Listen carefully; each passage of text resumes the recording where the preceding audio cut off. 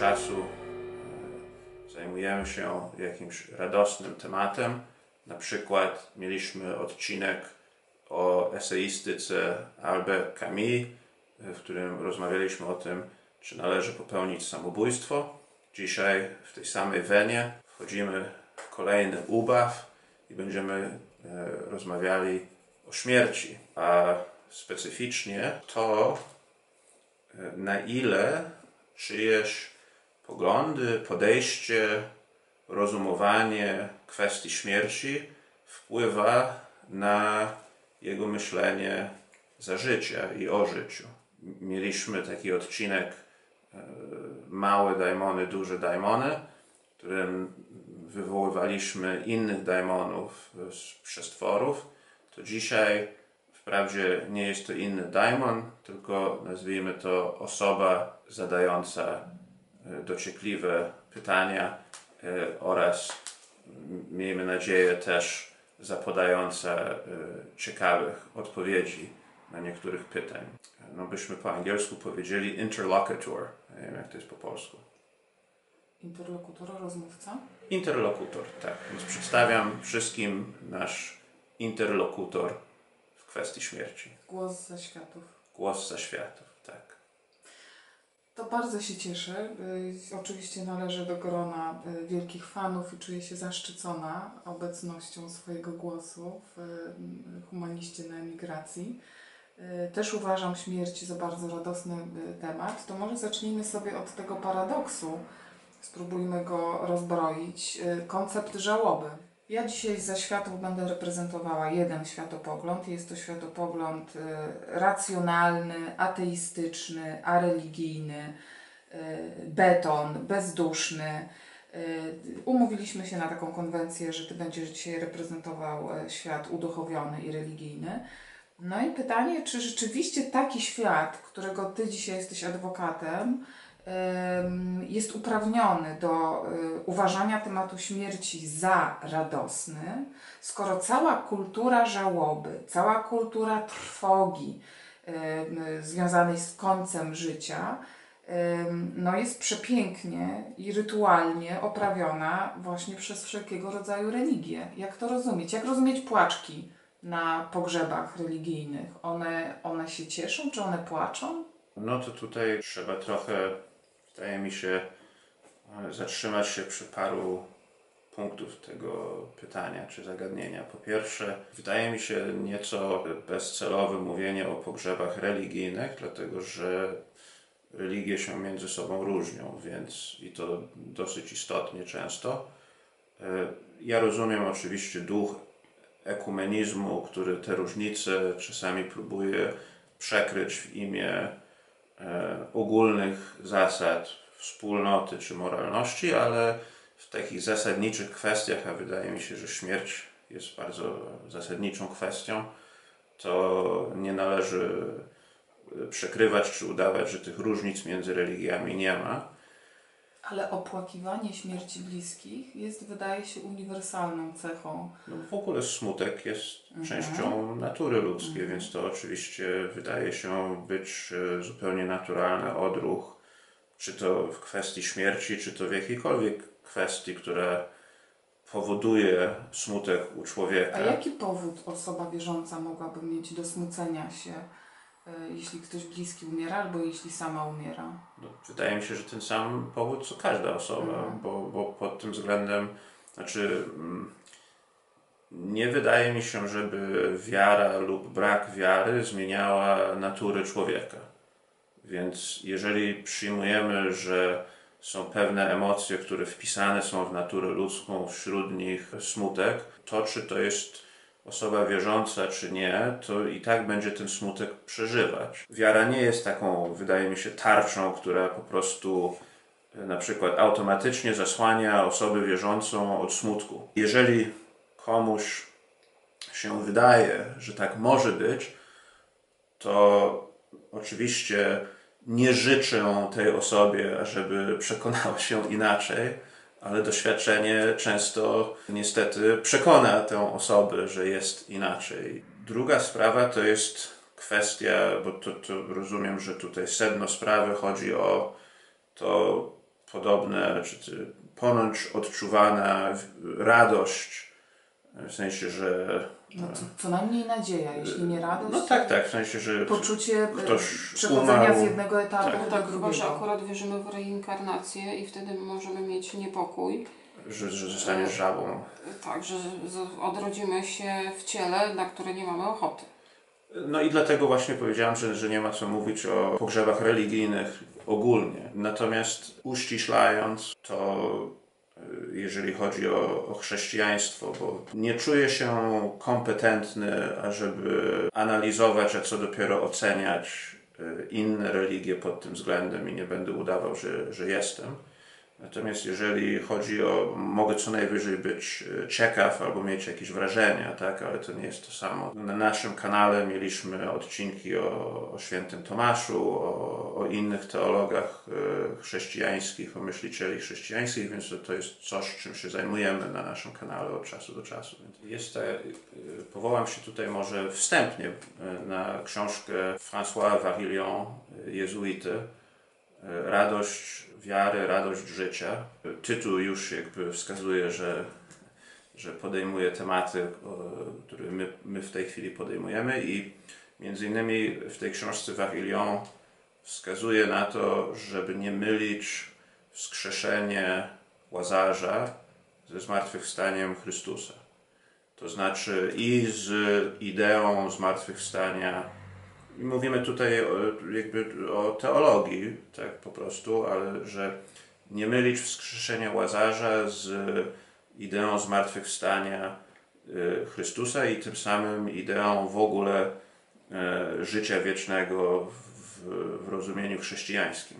Bo o ile w ogóle uznać cudu wskrzeszenia Łazarza, to według Varillona było to rzeczywiście przywrócenie do życia osoby martwej, w sensie, że znaczy z punktu widzenia biologicznego możliwe, że jedyne do czego można by to porównać, to są te historie, że ktoś zapada w śpiączkę i wybudza się w cudzysłowie cudownie ze śpiączki, albo uznany jest za martwy i nagle jednak przywracany jest do życia, to wskrzeszenie Łazarza było do tego podobne. I Łazarz po tym, jak każdy inny według Varillona człowiek, umarł, biologicznie rzecz ujmując.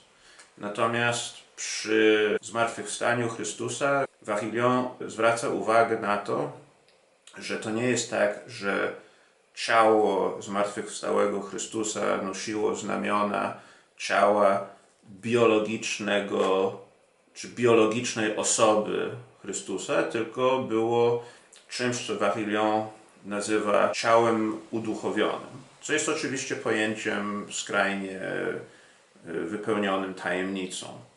I nie będę wnikał w tej chwili w te tajemnice, ale ewidentnie ta idea zmartwychwstania nie jest jednoznaczna z takim. Powołam się tu na inną książkę. Isaac Asimov, zresztą ateista, napisał taką krótką powieść The Last Trump, czyli byśmy to przełożyli ostatnie trąbnięcie, w której próbował opisywać, jakby to wyglądało, gdyby literalnie potraktować życie wieczne, czy też takie zmartwychwstanie w sensie religijnym. No i na przykład w sensie, że po prostu ciała biologicznie powstają z martwych i żyją wiecznie. No i to niezbyt ciekawie wyglądało, gdyby to potraktować literalnie, dlatego że przykładowo ojciec, który umarł i zostawił synom w spadku fabrykę, przywrócony do życia, chciał oczywiście odzyskać swoją fabrykę. I od razu powstaje kłótnia, tak, to znaczy, to jest jeden przykład, ale Asimov pokazuje, że Asimov, który zresztą był i z wykształcenia biochemikiem i z zawodu profesorem biologii, nie tylko autorem książek, pokazuje, że w tym naturalnym cyklu życia i śmierci jest też jednak pewien ład i porządek moralny, w sensie, że to, że ludzie i jednostki przemijają, ma wartość, mimo że sama śmierć jest oczywiście zjawiskiem smutnym. No ale właśnie dlaczego jest zjawiskiem smutnym? No bo tęsknimy za tych, których nie ma. Znaczy i utrata... To jest tylko wstęp do nieskończoności, jak rozumiem, do nieśmiertelności, to życie doczesne, tak? Życie cielesne. To znaczy, to jest wstęp, używając tutaj języka Wawilona, który wydaje mi się odzwierciedla w stopniu dostatecznym ogólne podejście teologiczne do tej kwestii. To jest przede wszystkim doświadczenie głębia tajemnicy. I głębia tajemnicy oczywiście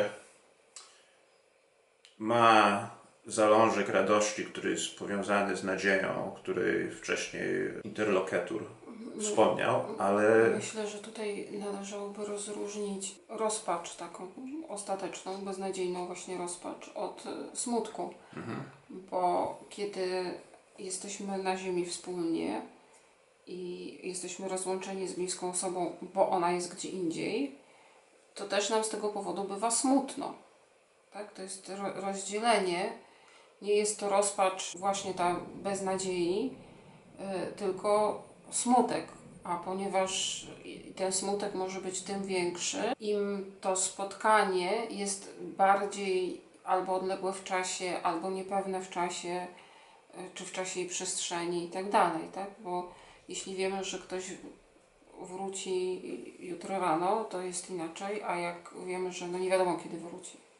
No to jest I nie też... wiadomo, czy trafimy do tej samej komnaty Tak, w następnym tak. levelu. Tak, To bo znaczy- dokładnie. I jak się okaże, że Jedno trafi do raju, a drugie a do drugie piekła. nie za bardzo. Albo przynajmniej do czyśćca, to Tak. jest się o co smucić Tak, i niepokoić. tak. Ale ja bym tutaj też zwrócił uwagę, tak ostatnie słowo w tym punkcie i już będziemy szli dalej, ale zwróciłbym uwagę, że o ile osoba wierząca, chrześcijanin ma obowiązek iść śladami Chrystusa, to należy oczywiście też zadać sobie trud, żeby zapytać, a jaki stosunek do śmierci miał sam Chrystus. I oczywiście nie tyle do śmierci innych osób, ale własnej. I pamiętamy tutaj słowa Chrystusa na krzyżu: Ojcze, czemuż mnie opuścił? Czyli rozpacz i czarna noc. Więc ewidentnie częścią wiary chrześcijańskiej jest też przeżywanie tej rozpaczy. Bo jeżeli zakładając boskości Chrystusa, to sam Bóg przeżywa rozpacz własnej śmierci. Nie jest to śmierć radosna. Ja tu chciałam odbiorcom Twojego kanału polecić książkę Martina Haglunda, szwedzkiego filozofa, ateisty, lewaka, inteligenta, który w swojej najnowszej książce, jeszcze nie przetłumaczonej na polski, ale ten tytuł można by przetłumaczyć jako Życie doczesne, świecka wiara i wolność duchowa, po angielsku This Life, Secular Faith and Spiritual Freedom, stawia taką tezę, że najcenniejszym zasobem, jaki my ludzie mamy, wszyscy ludzie, wierzący i niewierzący, jest czas. Życie jest bardzo krótkie. Dla ateisty jest naprawdę krótkie, dla osób wierzących można powiedzieć, że to życie doczesne jest krótkie. I teraz, jeśli nie chcemy roztrwonić tego zasobu, tego czasu, jeśli nie chcemy zmarnować tego życia, no to powinniśmy pracować wszyscy nad tym, żeby stwarzać optymalne warunki do dobrego życia.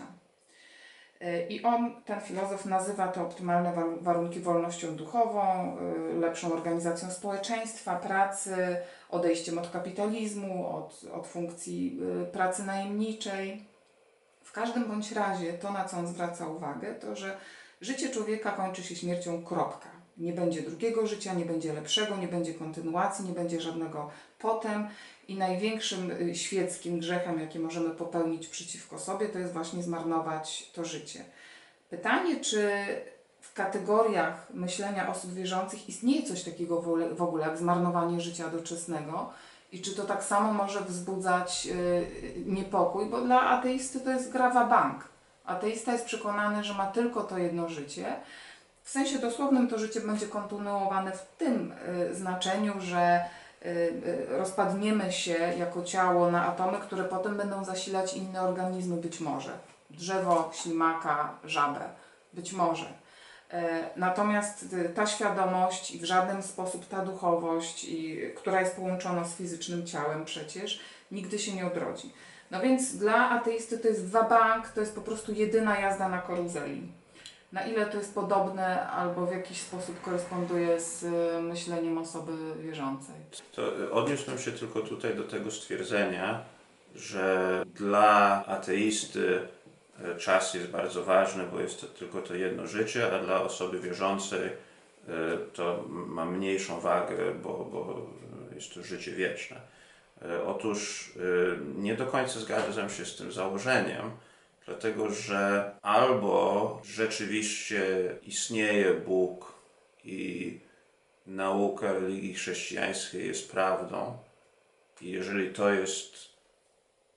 jeżeli tak jest, to dla wszystkich to życie doczesne nie jest końcem.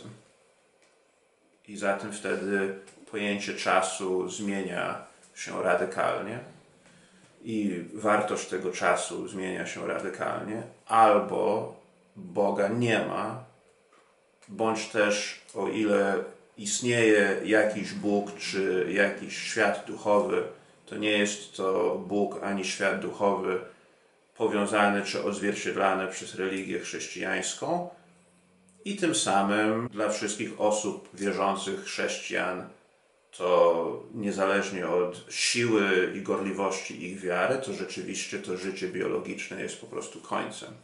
I nie da się, wydaje mi się, nie da się uniknąć tego albo. A czy o tym albo można dyskutować? Oczywiście, tylko chodzi mi o to, że jeżeli mówimy, że dla ateisty jest tak, a dla osoby wierzącej jest inaczej, to mówimy o dwóch punktach widzenia. No tak, i chodzi mi o to, że rzeczywistość obiektywna nie jest punktem widzenia. Może być czymś dla nas nieznanym, niedostępnym dla naszej wiedzy, a zatem nie zgadzamy się co do... A od czego zależy, czy jest niedostępna dla naszej wiedzy? To znaczy, wydaje mi się, że... Jeśli przyjmujemy narzędzia dzisiejszej nauki, to jest dostępne naszej wiedzy odpowiedź na to pytanie. Znaczy, z założenia wydaje mi się, że nie, dlatego że religia traktuje o rzeczach, które nie są namacalne, które nie są udowadnialne, nie są w ogóle, znaczy nauki ścisłe nie są w stanie nic, znaczy zresztą każdy naukowiec nam powie, że nauki ścisłe niczego nam nie powiedzą o duchowości i religii, bo nie jest to przedmiot To zależy, jakich nauki. naukowców się słucha, ale na przykład Sean Carroll, kosmolog i fizyk, profesor Caltech, amerykańskiego California Institute of Technology, zajął się dokładnie tym tematem duchowości i podsunął kilka swoich tekstów jako argumenty naukowe przeciwko zasadności uważania życia pośmiertnego za jakkolwiek możliwe. Jego argument jest taki, że jakiekolwiek wyobrażanie sobie funkcjonowania świadomości danej osoby po śmierci jest przeciwko prawom fizyki. Dlatego, że prawo po śmierci, świadomość musi być osadzona konkretnie w jakimś fizycznym ciele, a właśnie po śmierci nie jest. A sama świadomość jako taka, w gruncie rzeczy, można ją w jakiś sposób rozłożyć na konkretną serię atomów, elektronów, które w podstawowym założeniu tworzą nasz umysł, duszę i duchowość. I w tym sensie on uważa, że jest to dowód na to, że razem ze śmiercią ciała kończy się życie ludzkie, kropka w ogóle i nie ma z punktu widzenia praw fizyki możliwości, że istnieje jakiekolwiek życie świadomości samej czy duchowości samej oderwanej od danego ciała po śmierci, bo kiedy ciało umiera, to umiera wszystko, co duchowe związane z tym ciałem funkcjonowało. Tak, myślę, że tutaj słyszeliśmy bardzo dobry argument na to, że życie po śmierci nie może kierować się prawami przyrody, fizyki, chemii, biologii, którymi kieruje się na Ziemi. I to jest, dla mnie to jest jasne, tak? Czyli, że życie, jeżeli jest po śmierci, to z całą pewnością nie takie jak na Ziemi. To znaczy nie może mieć takiej formy ani biologicznej, ani fizycznej, ani tam fizykochemicznej. Rozumiem, że ma tylko duchową w wyobrażeniu, tak? Formę. To To znaczy, dusza żyje, nie ciało, a dusza. Tutaj warto powrócić do Platona, gdzie Sokrates przedstawia swoje argumenty na rzecz nieśmiertelności duszy. I tutaj oczywiście wchodzimy w ontologię. Jeżeli definiujemy, bo czym jest życie doczesne w sensie ontologicznym? Życie doczesne w sensie ontologicznym jest pewnym przemijaniem. A przemijanie z definicji swojej nie jest tożsame z byciem, nie jest tożsame z bytem, bo byt jest czymś, co po prostu jest. A zatem wedle Sokratesa my bierzemy udział w byciu, czy jakby inaczej mówiąc, nasze istnienie tutaj jest pewną formą partycypacji w czymś, co naprawdę jest. I wedle Sokratesa to, co nazywamy duszą, jest tym pierwiastkiem życia, pierwiastkiem prawdziwego bytu, który animuje, ożywia nasze ciała.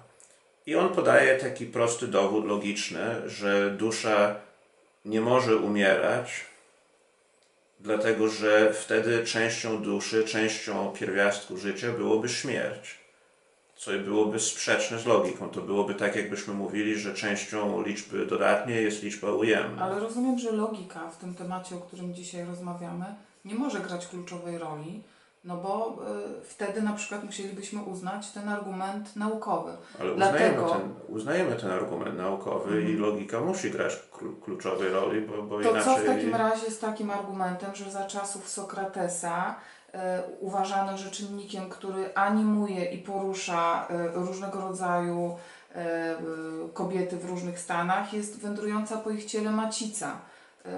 Wystarczy zaznaczyć, że Sokrates wielokrotnie, chociażby w państwie Platona, wyrażał głęboki sprzeciw wobec wszelkich stereotypów panujących w Atenach dotyczących kobiet. No, ale pytanie, czy my mówimy teraz o konceptach filozoficznych, czy o poziomie wiedzy, bo poziom wiedzy Sokratesa o tym, czym było życie z punktu widzenia naukowego, jest znacznie różny od tego, który my dzisiaj mamy. Dlatego, że to, o czym mówił Sokrates, nie było kwestią naukową i Sokrates w młodości zajmował się naukami ścisłymi i odszedł od tych zajęć na rzecz filozofii, dlatego że przestało go interesować przemijanie poszczególnych fizycznych form, czyli atomy i chemia, fizyka jako taka, choć oczywiście dalej się tym pasjonował. I zaczęło go interesować bycie jako takie. I argument z dziedziny nauk ścisłych współczesnych, który tutaj został podany, który jest argumentem absolutnie słusznym. Znaczy tutaj nie ma w ogóle co podważać. To jest jednak argument naukowy, który dotyczy tylko i wyłącznie tej materii, którą nauki ścisłe są w stanie sobą ogarnąć. Natomiast to, o czym Sokrates mówi i logika sokratejska nie jest tożsama z logiką indukcyjną, która charakteryzuje nauki ścisłe. Jest to bardziej logika dedukcyjna, logika matematyczna. Byśmy nawet powiedzieli w tradycji Pitagorasa i tej wczesnej geometrii, która szuka doskonałych form. I dlatego zresztą w teologii rozmowa o duszy nie jest tożsama z rozmową o psyche w sensie psychologii. Mamy to samo słowo, tak, starożytne słowo psyche, które dla antycznych filozofów po prostu to tłumaczymy jako duszę. No to Freud na przykład oczywiście używa to samo słowo w sensie czystej psychologii, która już nie zajmuje się, by tak rzec, światem duchowym. I tutaj chciałbym powiedzieć, że dziwi mnie, dlaczego w ogóle jakikolwiek naukowiec chciałby udowodnić za pomocą nauk, że istnieje lub nie istnieje coś, co nie jest przedmiotem nauk ścisłych. Nie, no naukowiec chciał powiedzieć, że wiedza naukowa dostarcza dowód na to, że nie istnieje życie pozagrobowe zgodne z prawami fizyki. I to jest prawda, oczywiście. Tylko że z założenia. Znaczy, Tak? Chwileczkę. Bo to pewnie zależy, bo to jest prawda, tak przyjmujemy w większości religii chrześcijańskich, ale wydaje mi się, że nie możemy przymierzyć, że we wszystkich religiach jest takie założenie. Tak? Oczywiście, tak. Tylko jeżeli chcemy ocenić naukę chrześcijańską o duszy czy o życiu po śmierci, to należy dokonywać te oceny za pośrednictwem tych samych narzędzi, które chrześcijaństwo stosuje, czyli teologię, a nie narzędzie, które się do tego nie nadają, bo w ogóle nie dotykają o materię. I oczywiście można odrzucać naukę chrześcijańską, można odrzucać teologii chrześcijańskiej, ale najpierw zrozummy ją, zamiast patrzeć na... Bo tutaj jest takie, no to wydaje mi się, że to jest w pewnym sensie taka figura słomiana, to znaczy walka z wiatrakami, czy zbudowanie takiej figury słomianej, która udaje przedmiot naszych badań i potem bardzo łatwo go obalić. Czyli twierdzimy, że fizyka dowodzi, iż nie ma życia po śmierci w sensie biologicznym, w sensie zgodnym z prawami fizyki, a więc nie może być życia po śmierci. Tyle, że chrześcijaństwo nie twierdzi, że jest. Nie jest to, to znaczy nawet ten przykład, którego podałem na samym początku od Varilliona, tak, że zmartwychwstały Chrystus nie jest tożsamy ze wskrzeszonym Łazarzem. To nie jest ciało, które przestało biologicznie funkcjonować i nagle ożyło. To nie jest zombie.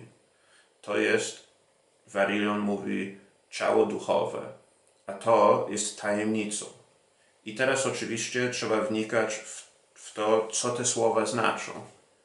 I na podstawie znaczeń tych słów w teologii i po części też w filozofii możemy wtedy oceniać, czy brzmi to rozsądnie, prawdopodobne, czy też nie.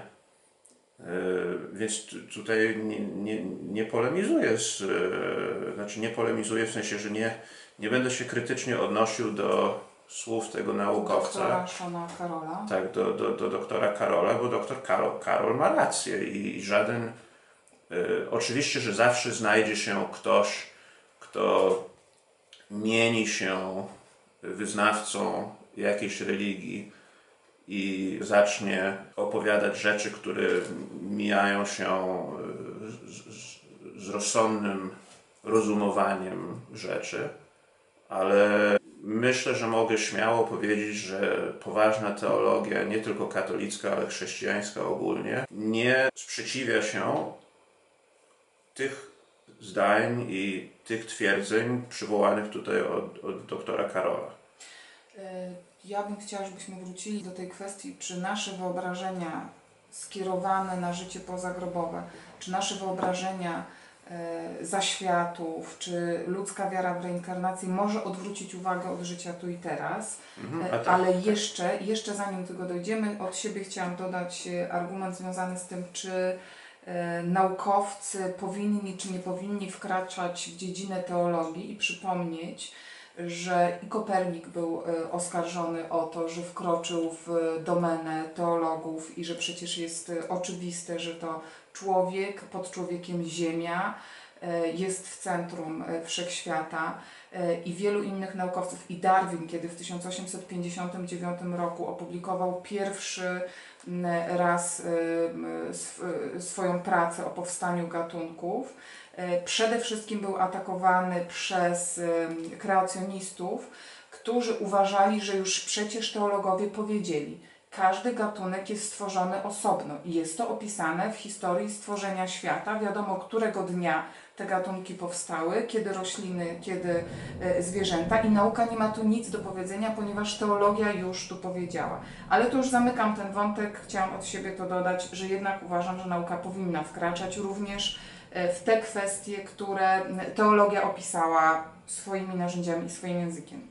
A teraz ta kwestia czynienia z własnego życia fiesty czy fety, co jest pokusą dla ateisty, I też bym tutaj wprowadziła ten wątek tej apokaliptycznej genezy hucznego obchodzenia Sylwestra z 999 roku. To jest bardzo ciekawa historia, kiedy wszyscy spodziewali się końca świata, kiedy miał nadejść rok tysięczny.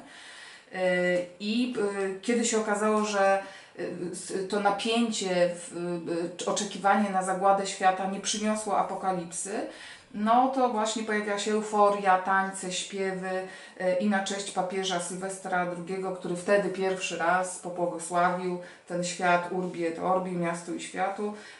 31 grudnia stał się dniem Sylwestra, ale to pokazuje pewnego rodzaju ulgę postapokaliptyczną, ale jednak postapokaliptyczną. Natomiast ateiści, ja przynajmniej tak to rozumiem, myślą o swoim życiu jako o czymś, co jest do wypełnienia maksymalnie, właśnie jako jedyne niepowtarzalne święto egzystencji. Nigdy wcześniej i nigdy później ta osoba z tą duszą, z tym umysłem, z tym ciałem nie będzie funkcjonowała. Czy to jest jakkolwiek podobne do myślenia chrześcijańskiego o tym, czym jest życie? Zacznę od końca, czyli odpowiem na to ostatnie pytanie.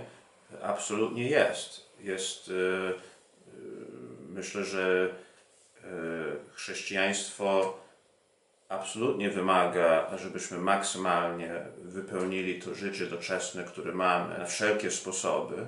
I właśnie dlatego, w przeciwieństwie do ateizmu, chrześcijaństwo dopuszcza możliwości istnienia kochającego Boga. I mówię, że dopuszcza tej możliwości, a nie na przykład, że wie o tym, dlatego że z definicji wiara jest właściwie dopuszczeniem tej możliwości, a nie wiedzą.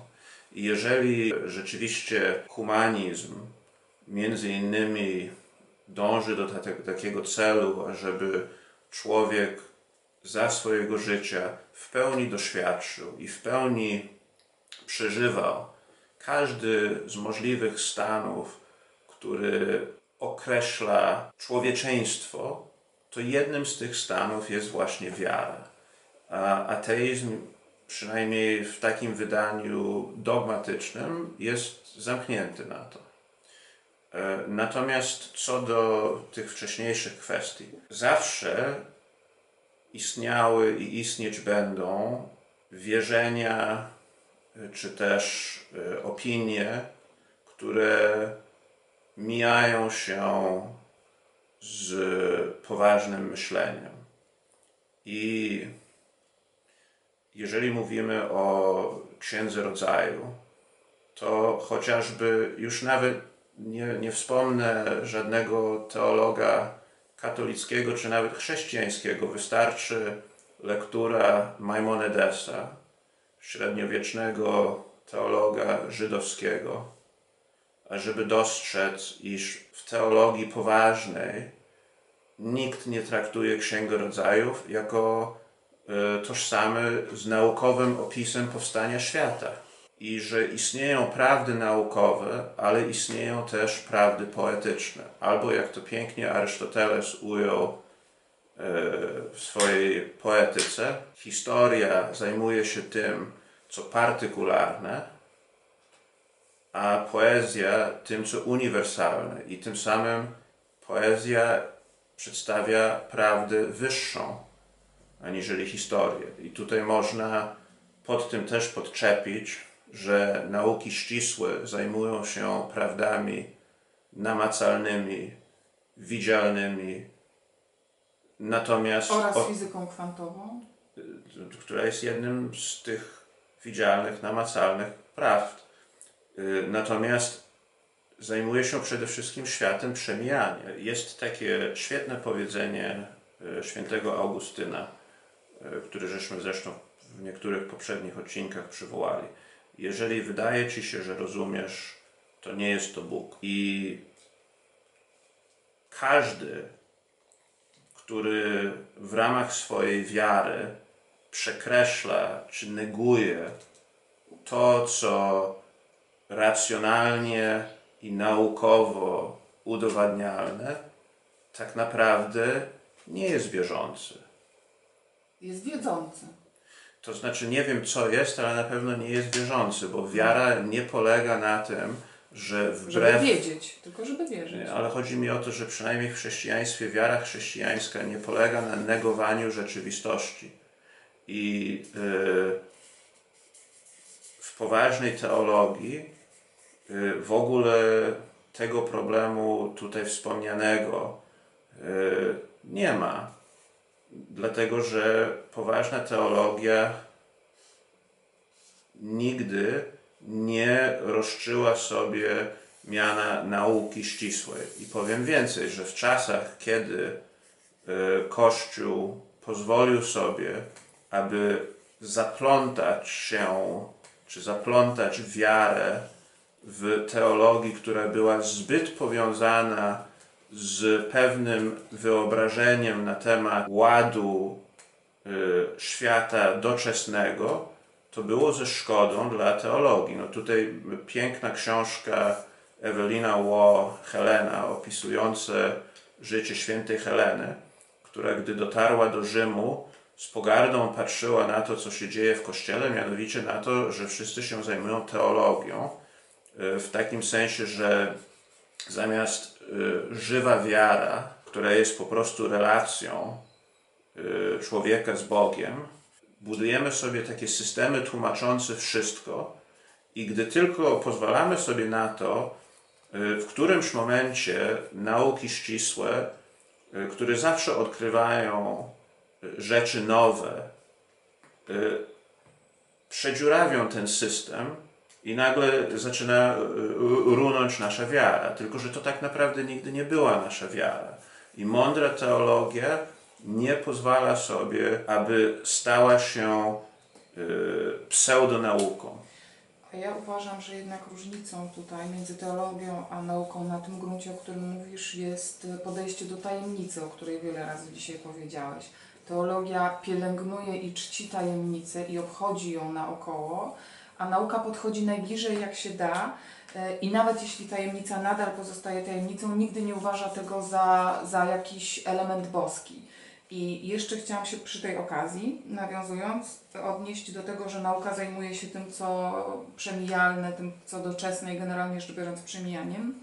Też niezupełnie jest tak, bo kosmologia jako nauka o makrokosmosie, nie mylić z fizyką, z astronomią, ale kosmologia generalnie zajmuje się tymi makrotematami związanymi z istnieniem wszechświata i zajmuje się również tym, co było przed Wielkim Wybuchem i po Wielkim Wybuchu, co dalej będzie się działo i czy przypadkiem wszechświaty nie funkcjonują na zasadzie serii wielkich wybuchów i zajmuje się również tym, co jest niewyobrażalne, co możemy uznać za wieczność wszechświata i tym się zajmuje m.in. Christophe Galfard, który jest fizykiem francuskim, współpracownikiem Stephena Hawkinga i w jego książce właśnie Wszechświat w Twojej dłoni on pokazuje, że uczeni dzisiaj nie są w stanie odpowiedzieć na pytanie, skąd się wziął kosmos i jaki będzie jego koniec, co nie oznacza, że uznają, że granice ich wiedzy oznaczają początek domeny teologii. Ja sobie wyobrażam, że to jest taka sytuacja, tak jak kiedyś nauki ścisłe nie potrafiły opisać, skąd się wzięła nasza planeta, teraz już potrafią. No i ufam, że w którymś momencie będzie tak jak jest coś, czego nie potrafimy opisać, że w którymś momencie będzie to opisywalne. Tak? Chciałam jeszcze wrócić do wątku czasu, bo wydaje mi się, że to jest bardzo, bardzo ciekawy wątek, szczególnie w kontekście umierania. Oczywiście ten czas w różnych religiach jest bardzo różny, natomiast w religii chrześcijańskiej, a szczególnie w katolickiej, życie człowieka jest darem, a przede wszystkim właśnie ten czas. Dla ateistów też jest darem, chociaż przypadkowym, ale wspaniałą okazją. Tylko chodziło mi o to, że to jest ten dar, który dostajemy od Boga i jeżeli w ogóle o cokolwiek będziemy zapytani po śmierci, to co żeś zrobił z tym czasem, który dostałeś, tak? Mówię w tym kontekście, że nie ma, nie możemy sobie znaleźć w teologii katolickiej takiego usprawiedliwienia na trwonienie czasu. To znaczy przeleżę sobie teraz nic nie robiąc, bo jak umrę, to jeszcze mam dużo czasu. Tak? I tutaj dochodzimy do pewnego mitu o ateizmie, że to właśnie ateiści, ja tu próbowałam Was sprowokować, ale się nie daliście, uważają swoją doczesną drogę za fietę, festę i w ogóle czas karnawału. No bo my tak nie uważamy, że ateiści tak uważają. Ale nie, jest to mit. Jest to Tak? pewien mit, który Że funkcjonuje. tak funkcjonuje. Jest pewien mit na przykład o tym, że religijność dostarcza człowiekowi moralności, tymczasem nauka mówi, że moralność jest cechą człowieka wrodzoną i co najwyżej religia zagospodarowuje potrzeby moralne i duchowość człowieka. I właśnie teraz chciałabym się odnieść do Martina Haglunda, który odnosi się do tego stereotypu, że ateiści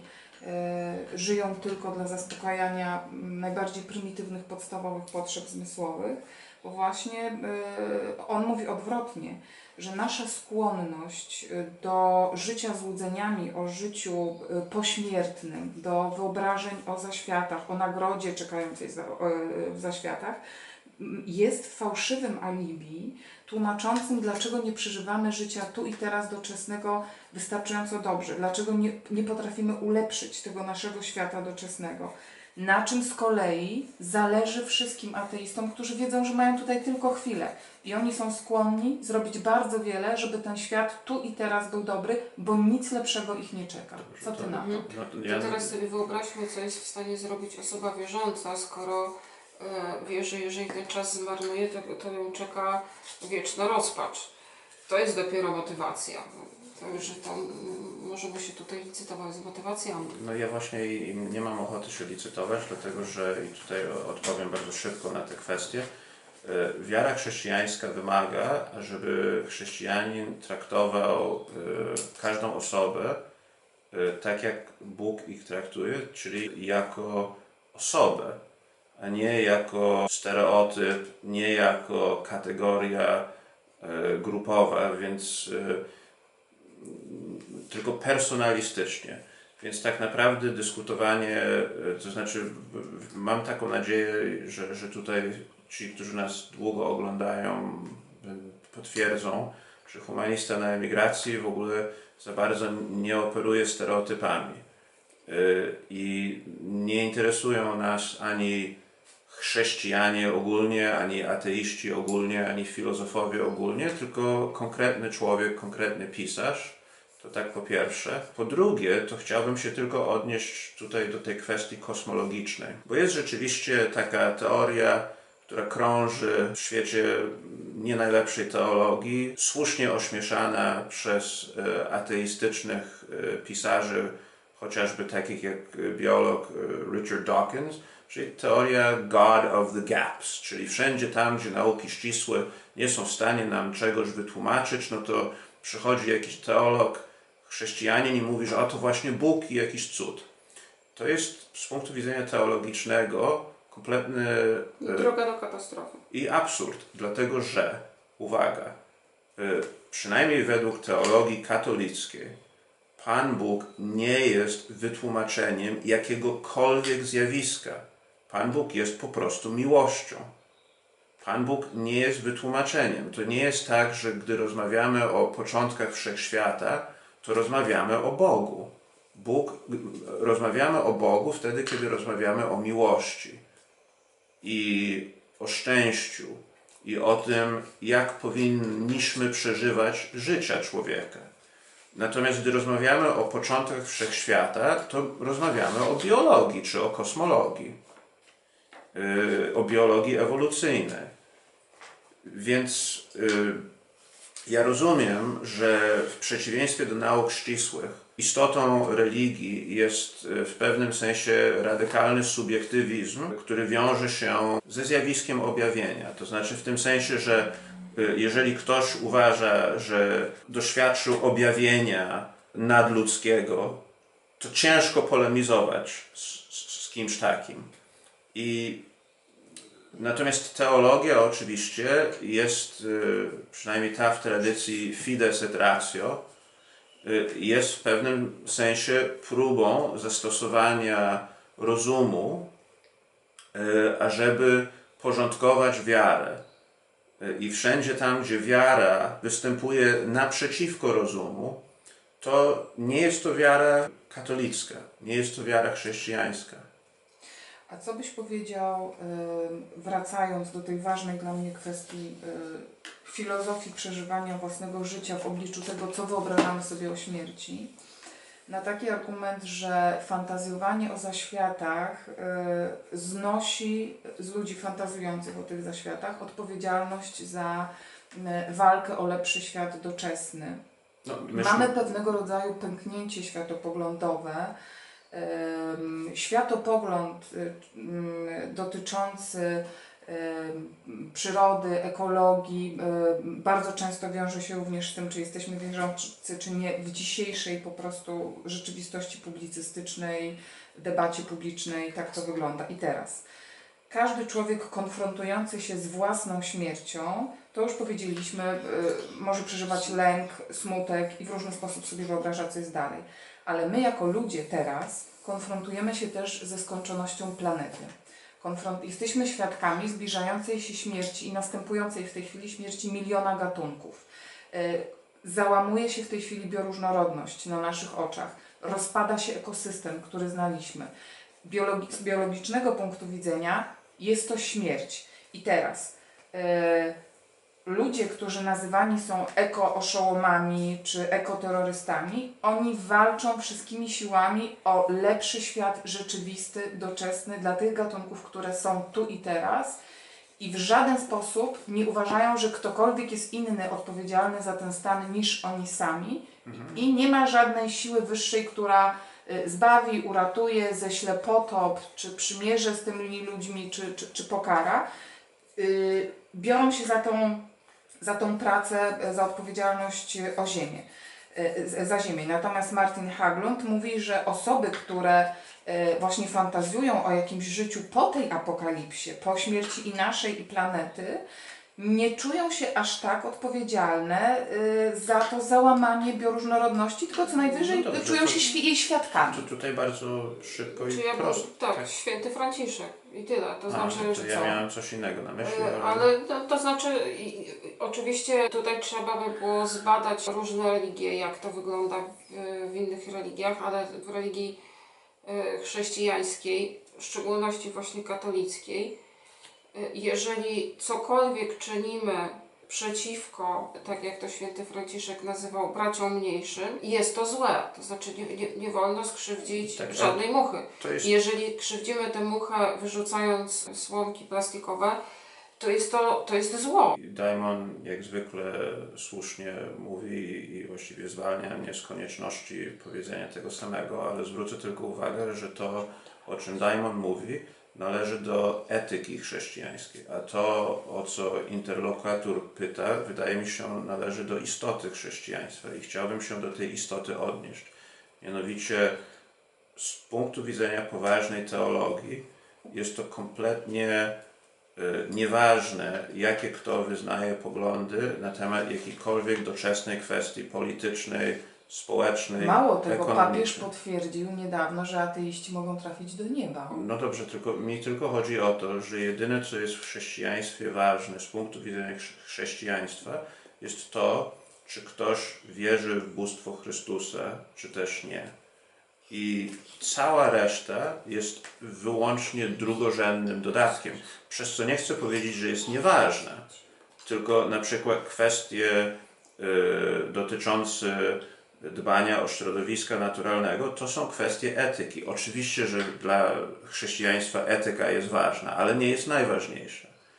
Więc ja tutaj nawet nie będę wchodził, bo możliwe, że to, o czym interlokutor mówi, jest prawdą, jeżeli chodzi o statystyki. Nie wiem, nie badałem te statystyki, ale to jest, wydaje mi się, zupełnie drugorzędne w obliczu bardzo podstawowego pytania, które chrześcijaństwo zadaje każdemu człowiekowi osobna, mianowicie, czy wierzysz w bóstwo Chrystusa, czy też nie.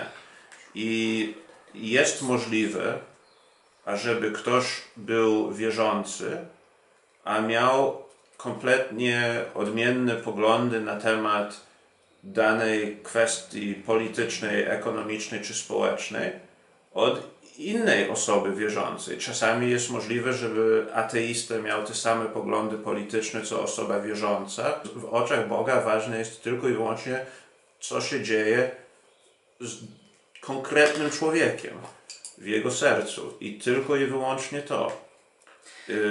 Jeżeli na przykład, podam taki bardzo prosty przykład, znaczy, jeżeli ktoś wspaniałym jest działaczem, aktywistą, ratuje codziennie planetę i jest w pełni etyczny, ale nie wierzy w bóstwo Chrystusa, odrzuca go, to z punktu widzenia chrześcijaństwa jest to tragedia.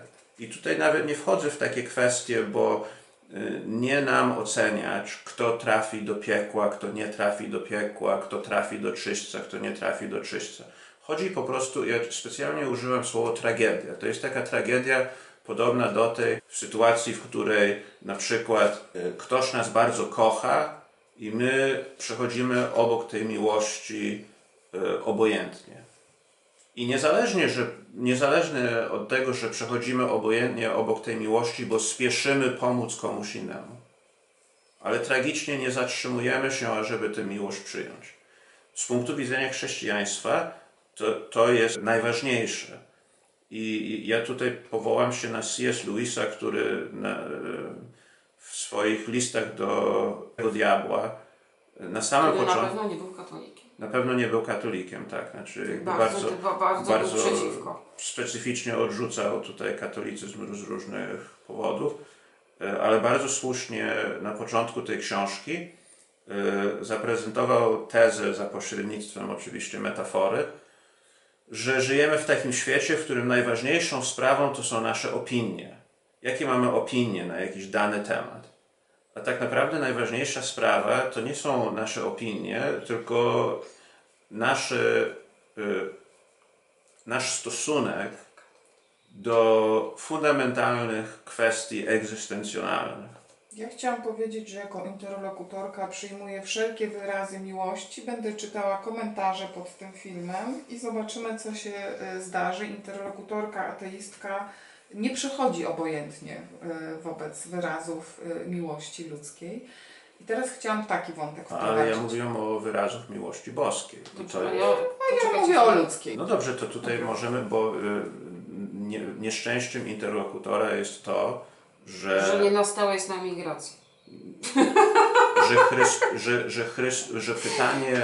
że pytanie o boskości Chrystusa jest rzeczywiście pytaniem kontrowersyjnym, ale już chyba mniej kontrowersyjnym jest pytanie o człowieczeństwa Chrystusa. No, dla interlokutorki jest również kontrowersyjne. Ja stoję po stronie tych historyków, którzy kwestionują nawet istnienie Chrystusa po prostu jako człowieka, jako przywódcy małej sekty chrześcijańskiej, ale rozumiem, że to będzie temat ewentualnie. Chodzi mi po prostu o to, czy przechodzimy obojętnie obok miłości Chrystusa względem każdego człowieka i cierpienia Chrystusa na krzyżu, bo to jest to fundamentalne pytanie, które jest ważne dla chrześcijaństwa, ważniejsze od tego, jaki mamy stosunek do jakiejkolwiek kwestii politycznej. I teraz ja o tym mówię nie po to, żeby oceniać kogoś, tylko żeby porządkować naszą dyskusję, dlatego że z punktu widzenia teologii chrześcijańskiej może być absolutną prawdą, że w dzisiejszych czasach 99% chrześcijan ma najgorsze opinie świata na temat polityki, ekonomii, środowiska naturalnego. Przyjmijmy to znaczy nie twierdzę, że tak jest, ale jakby dla dobra naszej rozmowy przyjmijmy to za prawdę. Z punktu widzenia chrześcijaństwa jako takiego, to jest zupełnie drugorzędne względem kwestii, czy jesteśmy wierzący, czy nie. I oczywiście można to odrzucać, można powiedzieć, że to jest po prostu jakieś szaleństwo, właśnie sekta, albo że Chrystus w ogóle nie istniał, więc pytanie jest zbędne. Proszę bardzo, ale mimo wszystko to jest to pytanie, na które trzeba odpowiedzieć. Chciałabym wprowadzić jeszcze taki wątek. Bardzo często, oprócz tego, że zastanawiamy się, na ile nasze wyobrażenie o życiu pośmiertnym bądź jego braku wpływa na dobro naszego życia, zastanawiamy się też nad tym, na ile ono wpływa na zło, które popełniamy.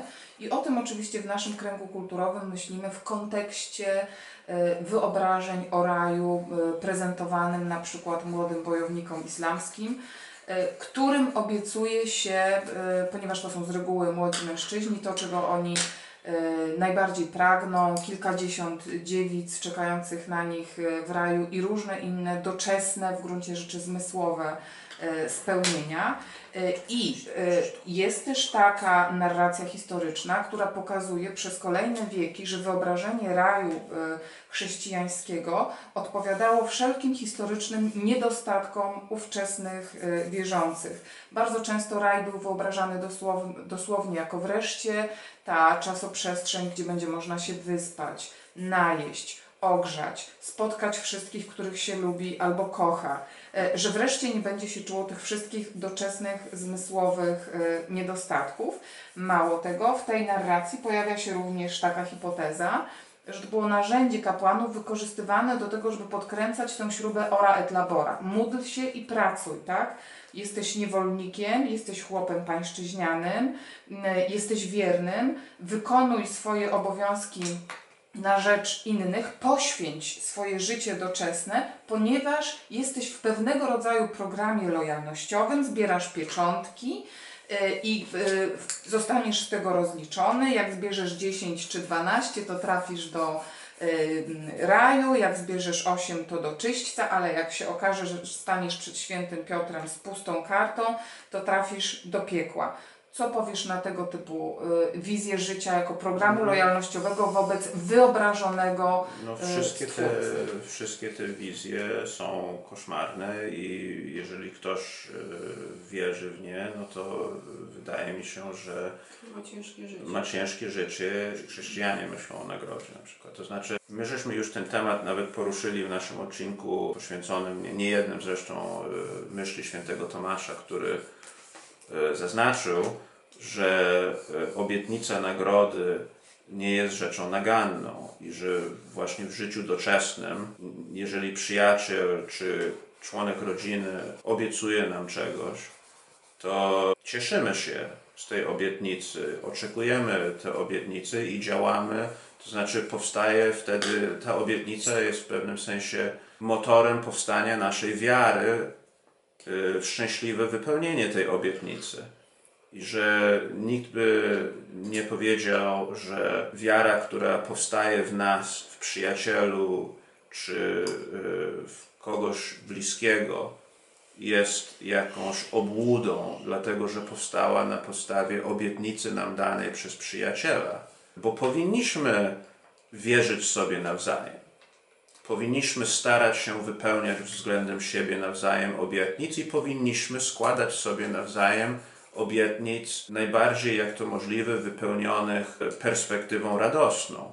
A zatem gdy Bóg składa taką obietnicę człowiekowi według świętego Tomasza, to taki zarzut, że jest to taki czysty handel, że coś za coś, jest niestosowny. Tak samo jak niestosowny jest na przykład wyrzucenie przyjacielowi, rodzicom czy komuś innemu nam bliskiemu, że obiecując nam czegoś, to zniża się, czy właściwie wychodzi spoza kręgu działania etycznego, dlatego że jest to coś za coś. Miłość między innymi polega na wzajemnym dawaniu. Bezinteresownie. Za nic.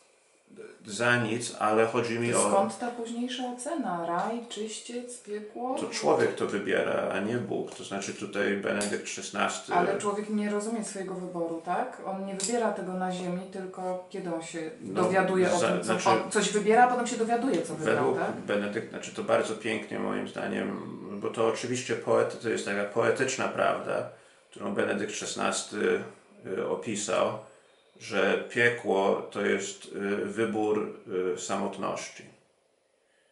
Że człowiek wybiera po prostu samotność. Bo Benedykt XVI właśnie a propos tego spojrzenia naukowego, a spojrzenia teologicznego czy poetycznego. Benedykt XVI uczył, że piekło nie można rozumieć piekło w kategoriach jakiegoś wymiaru. Tak jak właśnie w tej dawnej kosmologii katolickiej przed Galileusza, gdzie rzeczywiście mieliśmy taki ułożony tak, że niebo jest gdzieś tutaj w przestworach, a piekło gdzieś tam niżej, czy wyżej, czy na prawo, czy na lewo. Piekło nie jest wymiarem według Benedykta XVI, tylko piekło jest stanem samotności, osamotnienia. I gdy człowiek się zamyka w tą samotność, to w pewnym sensie samego siebie skazuje na to piekło. To znaczy, bo właśnie z punktu widzenia teologicznego, właśnie tutaj byśmy powiedzieli, że Pan Bóg bezinteresownie daje nam tą miłość. Między innymi to widać w tym, że nie wymusza, tylko pozostawia wolny wybór. Możemy tę miłość odrzucić. Tak samo jak kiedy przyjaciel czy ktoś z naszej rodziny składa nam obietnicę, oferuje nam miłość, możemy tę obietnicę odrzucić. Nie mamy nakazu, żeby coś oddać. Tak? Nie mamy nakazu, nie mamy takiego przymusu. I to nie jest rzecz, którą da się naukowo ująć, tylko jeżeli już, to poetycznie. Tylko poczekaj, bo jeszcze chciałam do tego ora et labora.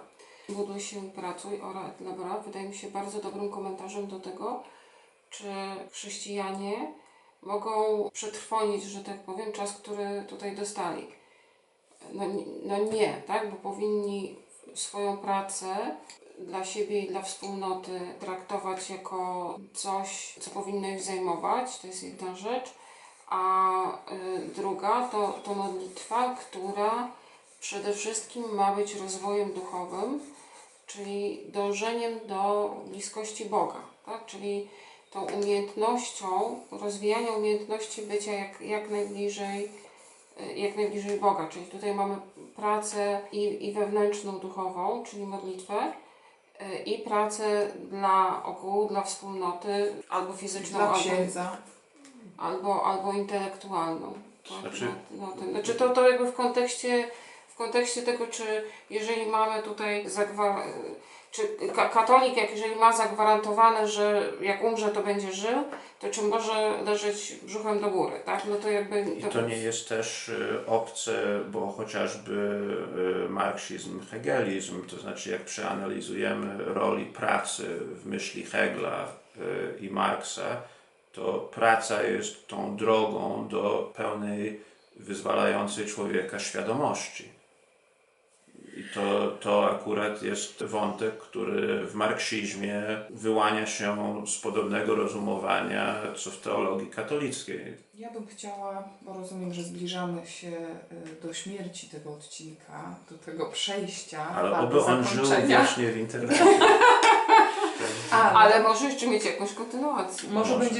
Może będzie miał życie poza życiem. Tak, poza tym konkretnym swoim wcieleniem.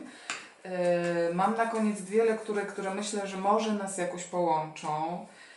Jedna z nich to może będzie trudniejsze, najpierw ta trudniejsza, to jest książka francuskiego filozofa André Comte Sponville'a Duchowość ateistyczna. Wspaniała, przepiękna książka.